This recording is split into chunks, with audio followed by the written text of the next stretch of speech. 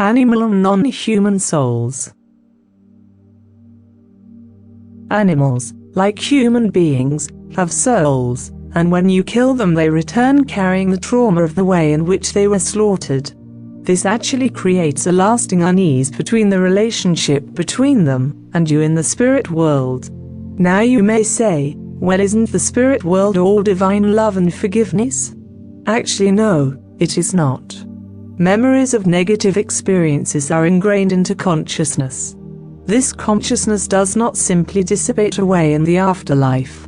It is kept alive just as your personality and all of your memories are kept alive until it finds peace and understanding. Some animals in the spirit world actually fear being approached by a human being, and so you will actually need to take on the form of another animal to gain their trust before you can engage conversation with them.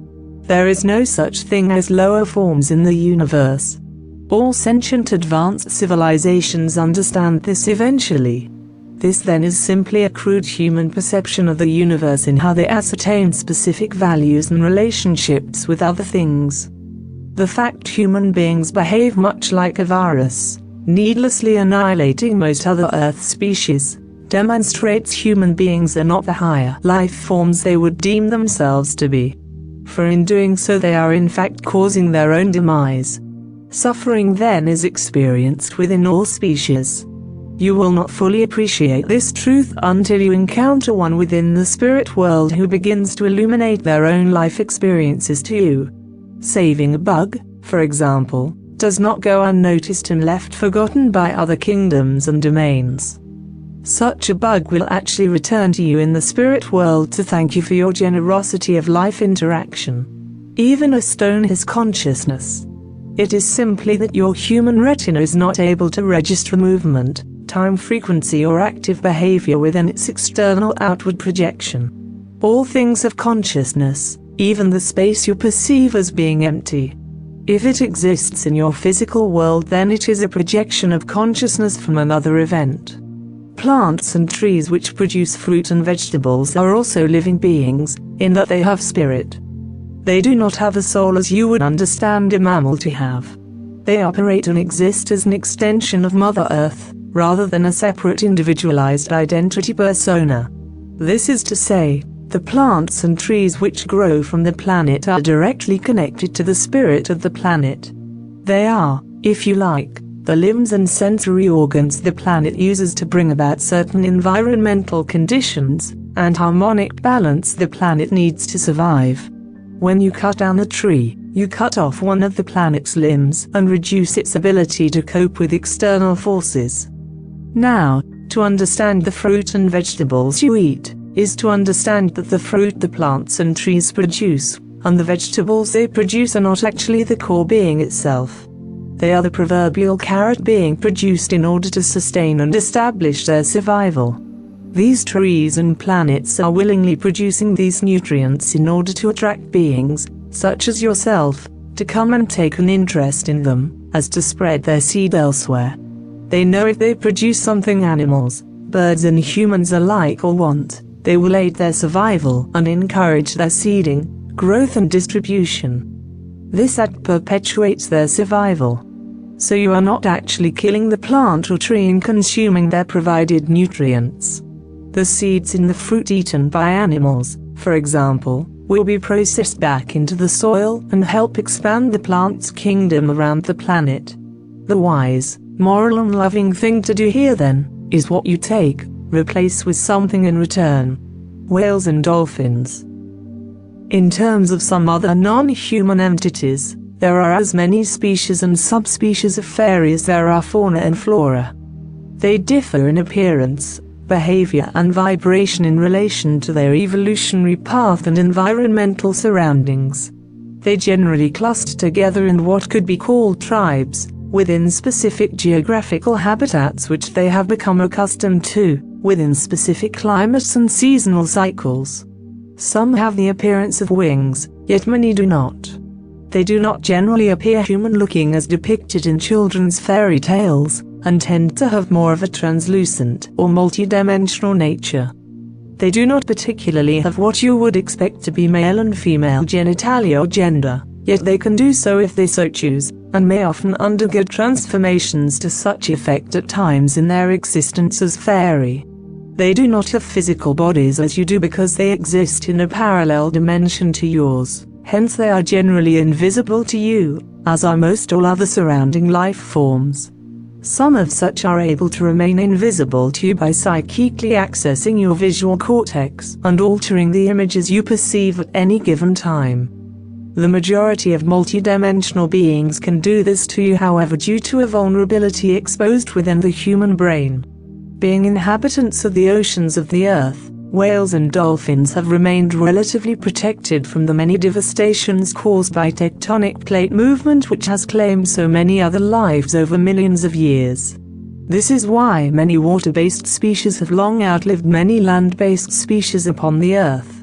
Water is abundant to the earth and always has been, and while land masses may fall and sink, the oceans continue to remain.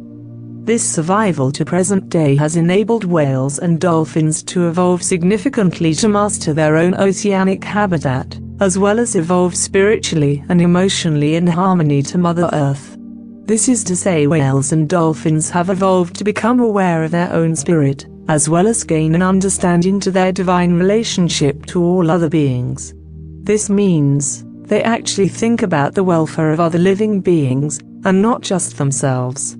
This also means they have learned to hear the voice of the planet itself and sings their songs in response to celebrate their joy, as well as express their sorrow to its distress. Their emotional awareness will reveal them to have deeply loving bonds with their family group, which last long beyond their physical lifetime. Their spiritual affinity has allowed them to become very intuitive, compassionate and particularly very giving beings. In the spirit world, such beings are revered for their ancient wisdom which predate long before the existence of planet Earth. To have a conversation with such a being as a whale, in spirit, can be compared to speaking with the revered grandmaster or spiritual guru. You will be left without words, unable to speak, and in a state of utter admiration and respect. Unfortunately, perhaps, with some of their stories, you may also be left with a sense of tremendous sadness and sorrow at the deeds of other human beings. For every wicked deed done against these beings, over millions of years have been recorded in their consciousness memory which, if you have the right intention, they will share with you. Whales particularly will not tend to speak to human beings as they are often very reclusive and will simply observe your energy from a distance. Dolphins, on the other hand, can be more playful and inquisitive. They can be more inclined to exchange experiences with you from their time in physical state, particularly the ones who want to show you their interactions with other human beings that they had, such as those who were in captivity. Alas, their numbers on Earth are now dwindling significantly, and their journey of so many millions of years will come to an end at the hands of mankind. Their ancient wisdom, their ancient songs, and their ancient healing power will be lost to legend. Trees then. As we may begin to first reflect on perhaps some basic existing understandings. Trees have come about in their abundance over hundreds of millions of years upon the Earth. Their existence on the Earth plane made possible by the evolutionary process of photosynthesis. The process of turning light energy into chemical energy was the precursor for the development of a great many life forms on the planet. This process occurred when the first biological cells, the chemicalized clusters of organic material, began to react to its external environment. Simple cellular structures began to collect and store light, heat and sound frequencies and process this energy to produce different compounds, chemical energies and various gases. It is actually during the interaction of these basic elements and compounds that new spirit gravitated to inhabit the Earth. However, spirit has always inhabited all basic elements as they danced and clustered throughout the universe to seed new planets. Water, for example, has its own spirit, its own consciousness, wisdom, and, in the spirit world, its own profound voice of ancient intelligence. Through tectonic plate movement, atmospheric change and other environmental occurrences, many organic structures evolved to survive their geographical habitat. The most fundamental survival necessity, due to challenging and changing environmental conditions, was the continuation of its own genetic journey upon the earth. These organic structures evolved to survive through the harsh seasonal cycles by protecting and prolonging their consciousness journey through the seed. The seed was then to become a very sacred and spiritual chariot for the spirit of the tree. The consciousness journey of a tree persists for as long as its seed and its roots have life. Every seed of a tree carries the consciousness and cellular memory identity of that one being. This is to say, as long as the seed of a singular tree continues to flourish in favorable conditions, that being will continue its consciousness journey. So too, if that tree is able to retain healthy roots, it will continue to grow and survive. Even if a tree has been cut or blown down, it may still grow new roots from one of its many limbs as long as the soil is of a favorable condition. What this means to human beings, perhaps in their disadvantaged ignorance, is they are in fact sharing the planet with intelligent life forms who have lived lifespans of millions of years. This long lifespan upon the earth has granted these beings tremendous wisdom, inner peace and harmony with the earth, and a deeply intimate connection with their own spirit. This wisdom, this consciousness and the essence of their beautiful spirit is contained within every fiber of the structure of the tree. This is to say, the fruit they bear, which humanity and other creatures consume, often thoughtlessly, actually contains the ancient essence of this being and its consciousness journey from millions of years in Earth state. Meaning, it is literally quite possible to connect and ingest cellular history of planet Earth from a single fruit, such as an apple. This is also to say, the consciousness journey of that ancient being is similarly resident within the very wood that humanity crafts into furniture and other building structures. Those who are astutely sensitive and intuitive will receive information from this material simply by touching it. Understanding that trees are a very ancient species, they have, over millions of years, developed valuable rapport with a great many other creatures and forms of life, of which they have learned to communicate with. Trees inherently have the capacity to communicate with all other trees and do so most proficiently. Between species, this will often take the form of discreetly sensitive biological signals, chemical pheromones and audible sounds, though beyond the range of human beings. Trees will also sing to one another as they nourish themselves in the sunlight of a summer's day. From the spirit world, trees have a brilliant auric glow to them, and many human beings who see them upon their passing will observe a pink and blue tinged aura emanate from them all over the world. Once in the spirit world, should you wish to associate yourself with the spirit of tree, understand that the laws that govern their survival on Earth are no longer a part of their fluid-free existence anymore. This is to say, do not be surprised to observe trees levitating or flying from one place to another. Nor should you be surprised to observe their branches and roots dance and weave themselves as if a conductor directing an orchestra. No being in the spirit world has to limit their divine form or continued existence bound to cellular memory prohibitions. A dog can learn to fly. A whale can learn to dance. A bird can learn to write. This is possible through the infinite availability of knowledge and the reciprocation of interspecies love. Many diseases and illnesses I can observe are to do with how humanity has disconnected from the planet itself as a sentient being and removed themselves from the abundant nourishing ways of old within nature. As you continue to choose artificial cities in replace of natural organic environments, and continue to destroy the healing properties within nature with toxins, it creates an ideal world for the evolution of new viruses and diseases.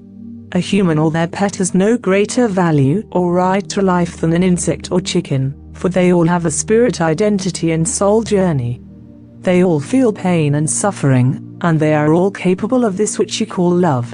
In my conversations with animals in the etheric, much like chickens, they always have much to say, and I have to say, they do not appreciate their heads being cut off. Stepping inadvertently on an insect is an unfortunate occurrence, perhaps not deliberate, so it is usually not seen as a murder. Yet environment played a significant part in where you placed your foot. Humans have created their own environment by vastly diminishing the natural habitats of other species, and therefore they must share the environment created in towns and cities. You say environment has nothing to do with murder, killing, whatever term floats your boat, and yet it is the environment you create, with little thought for other species, which squeezes you all together in such a tiny space, so you are all fighting for the same food source, the same habitat and the same rights to live.